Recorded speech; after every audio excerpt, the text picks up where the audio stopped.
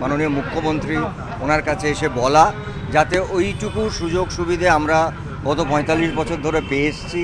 আমি বাইরে যাই একলা একলা অনেক সময় কাজ করতে, সেখানে আমার কিছু কিছু সিস্টেমের মধ্যে অনেক কিছু লাগে, যেটা আমি মনে করি এই চেয়ারটার সম্মান আমাকে নিজে এসে বলা, তাকে অনুরোধ করা, এবং তার সঙ্গে অবশ্যই যখন বসে গল্প করেছি, কিছুক্ষণ কফি খেয়েছি, আর নানাবিধ কথা, ইন্ডাস্ট্রির কথা, আমরা ভবিষ্যতে ভালো কাজ করতে পারি, মহানায়ক উত্তম কুমারের ১০০ বছর, সেটা যাতে আমাদের সারা ভারতবর্ষের লোক মনে রাখেন এমনভাবে একটা জিনিস অনুষ্ঠান করা। আমার এর বাইরে কোনো কথা হয়নি। আমার মনে হয় পশ্চিমবাংলার মানুষরা এইটুকু বিশ্বাস করুক, আমার সঙ্গে কারোর কোনো রাজনৈতিক কথা আলোচনা সেই দিনও হয়নি, আজও হয়নি।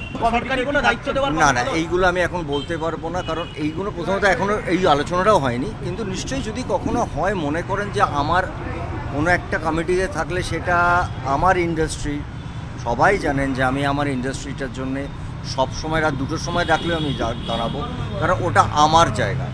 তো সেরমভাবে যদি কখনো মনে হয় ডাকেন, আমার যদি কোনো একটুখানি পরামর্শ আমার ইন্ডাস্ট্রিটাকে ভালো করে আরও বেটার হয়, কেন আসবো না? এটা তো আমার জায়গা। আমার